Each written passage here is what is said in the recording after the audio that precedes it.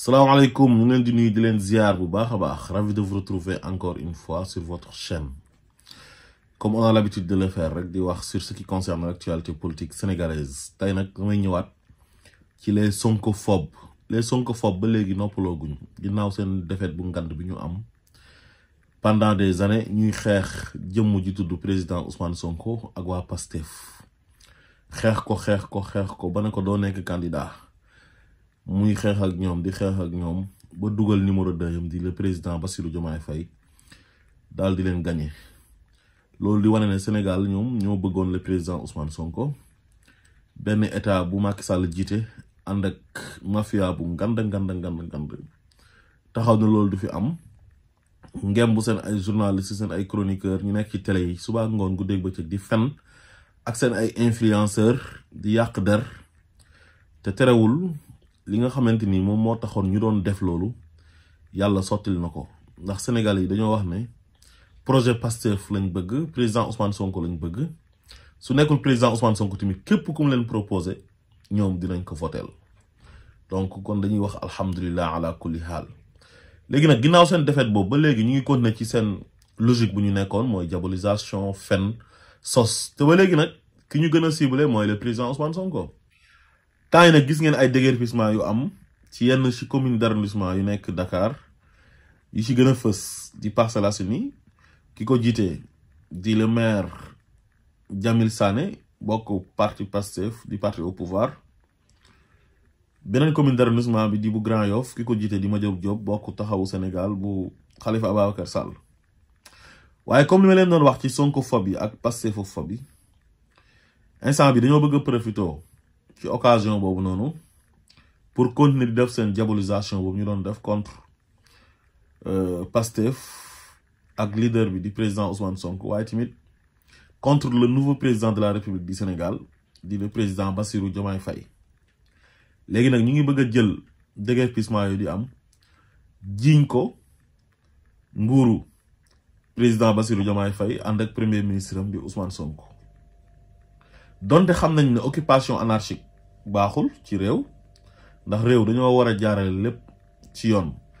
te maire yi lu ñuy def loolu seen compétence dañoo am ay compétences transférées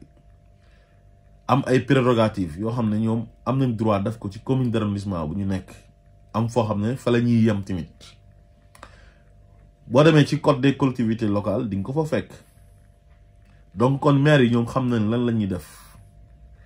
waaye nag heureusement bi nga xam ne Madiop Diop moom il est honnête malgré gis nañ jafe-jafe yu am diggante taxawu Sénégal ak Pastef moom nag kenn du ko ci dégg waaw ku ñuy dégg muy tiire ci kaw Pastef ak Ousmane Sonko Barthélémy Diaz mooy Juda dof boobu nga xam ne amul kóllëre ku ñàkk ngor la ginnaaw bi ko président Ousmane Sonko dafay maire de Dakar dafa ëlbatiku dem lëkkaloog Macky Sall ne day xeex Ousmane Sonko pour mu gën a dee ci kaso gi pour yàq àddunaam far yàlla nag sottilul mbir mi waaye coow li lu muy bëri wax dëgg yàlla Madiop kenn mësu ko dégg mu wax lu ñaaw Madiop dadul sax waxam sax bëriwul donc kon ñu déglu Madiop Diop lan la wax ci déguerpissement yi nga xam ne moom mooy am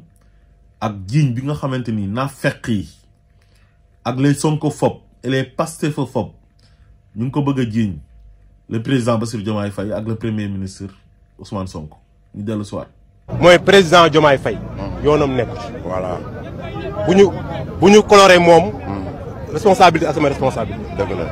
premier ministre Ousmane Sonko. yoonam neew si. dëgg la ñoom sant ñu kenn ñu yëkkat ay ambulants. dëgg la sant ñu kenn ñu def nangam. ñun maire yi ñoo am suñu prérogative. am suñu responsabilité. pour ko exercer. c'est ça vraiment. bëgguma ñu takkal leen si. wala ñu boole leen si. wala ñu leen ñu jox xam ne boobu am ay récupération politique. yoo xam ne président Diomaye daa am lu ko yoon may da koy def. waaw premier ministre Ousmane Sonko daa am lu ko yoon may da koy def man daa am lu ma yoon ma koy def. dëgg la donc bu ñu jël li may def dañ ko xëpp ñoom. dëgg la ñoom seen yoon newu si. dëgg la yëguñu ko sax mu ngi koy def. dëgg la yëguñu ko donc faut pas ñu jaxa vraiment gis naa ay vidéo yu daw mais nit ñi il faut ñu xam nga nit booy nekkee yow rek sa biir nekk loolu wóor ne sa bàmmeel nga taxaw dëgg la di takkal ay nit gis naa vidéo bu def président Diomaye sa réew mi teel naa tàkk mais bu leen ko tooñ très bien yëgu ko sax très bien loolu lépp am loolu sax yàlla xam ne yëgu ko gis ngeen au moins kii moom il est honnête moom nekk fi def yëfu politique politicienne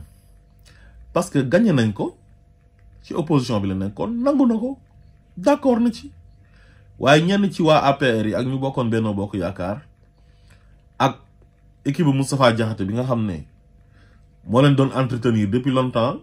pour xeex le président Ousmane Sonko parce que Moustapha Diakhaté moom moo ko wax nee na moom bàyyi woon na Macky Sall waaye lu ko indiwaat ci Macky Sall mooy ànd xeex Ousmane Sonko kon ñoom dañoo échec te xam nañ ne dañoo échec waaye ba léegi terewul ñu ngi nekk ci télé yi ak rajo yi chaque jour di créer di fen di sos ngir yàq deru gouvernement wu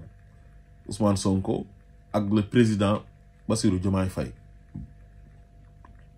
waaye man li ma leen di wax mooy yow nit ki ni muy nekkee ci opposition nga dem ànd ak Macky Sall mu yoroon tous les pouvoirs presque yore police yore gendarmerie di leen politique loo nga xam ne amul benn président bu mas a jël police ak gendarmerie dugal leen ci wàllu politique Macky Sall moo ko fi njëkk a def jël justice bi ut les pourritures de la magistrature ñu gën a bon gën a salte gën a yées ci magistrature bi mu def leen ay président cours et tribunaux def leen ay procureur contre Ousmane Sonko et son parti ñi acharné wu ci kawam suba ngoon guddeeg bëccëg jël li toll ni administration doole administration teg ko ci kaw Ousmane Sonko ak partem comme ni ma leen ko waxee jël ay journalistes ñuy saaga créer ay journaux yu bees yoo xam ne heure bu ñu yeewoo ci Ousmane Sonko la ñuy nekk pour di ko dénigrer di yàq deram di ko salteel ut ay saagakat ñu leen di tuddee ay influenceurs ñu nekk ci réseaux sociaux yi suba ngoon guddeeg bëccëg ñuy sos di fen di saaga boole woon ci ay mbër boole woon ci ay communicateurs traditionnels ay soi-disant marabout maanaam Sénégal ñi gën a influent Sénégal les personnes les plus influentes moom la Macky Sall jël boole doole état yépp xapp ko ci kaw Ousmane Sonko ak waa Pastef te terewul Pastef génn na ci ba accéder au pouvoir waa léegi koo xam ne opposition la nekk yorul police yorul gendarmerie mënul manipuler benn juge les personnes les plus influentes mënul leen a manipuler parce que amul xaalis bu mu leen jox amul ay moyens de l'État kooku moo xeex ak yéen ba duma leen malgré seen sos yeeg seen fen yi ak seen doole ji terewul sénégalais yi ne ñun ñii lañ bëgg sénégalais yi jël leen yóbbu leen à la magistrature suprême ba pare ngeen ne du ngeen arrêté koo xam ne mu ngi nekk ci opposition mënoo ko daaneel mais kooku nan lay nekkee ci pouvoir di soog a commencé surtout dafagul dara nga ne da nga koy jéem a daaneel ci ay wax loolu mënta nekk gis nga sénégalais yi seen xol boo ko ubbee projet Pastef bi moo fa nekk Ousmane Sonko moo fa nekk président Bassirou Diomaye Faye moo fa nekk su eboo ngeen noppal seen bopp te xam ne li tax sénégalais yi malgré li ngeen doon def yëpp ci ay ñaawteef di ko teg ci kaw Pastef ak Ousmane Sonko ñu tànn leen ñoom teg leen ci bopp nguur gi voté leen massivement lu masta am ci histoire politique gu Sénégal am opposant boo xam ne dafa ñëw ñu xeex ko ne ko doo nekk candidat ba mu xam ne bu Macky Sall jógee ne du nekk candidat parce que mën na manipuler ay magistrats mën na manipuler administration yam ndax wàllu corruption ak wàllu politicien bu bon ay nit ñu yées ñu xaraam ñu bon léegi bi mu xamee loolu mu teg ay stratégie am dugal numéro 2 yam pour kooku ñëw nekk candidat boobu sax bëggoon nañ ko xeex candidature boobu noonu waaye sottiwul waa Pastef nekk ci di xeex nekk ay jàmbaar lool ba candidature boobu jàll bi candidature bi jàllee leneen amaat mu nekk tamit une grande première au Sénégal moo ñu fal un opposant au premier tour Abdoulaye Wade lu muy yàgg-yàgg ci opposition bi def fa 26 ans coono yi mu daj yëpp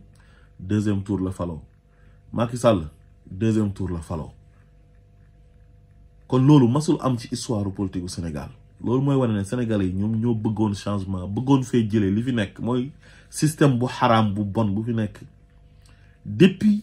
1960 nga xam ne tubaab bi dañoo dem ñoom ñu àggali colonisation bi coloniser seen ay moroom nit ñu ñuul àggali esclavage bi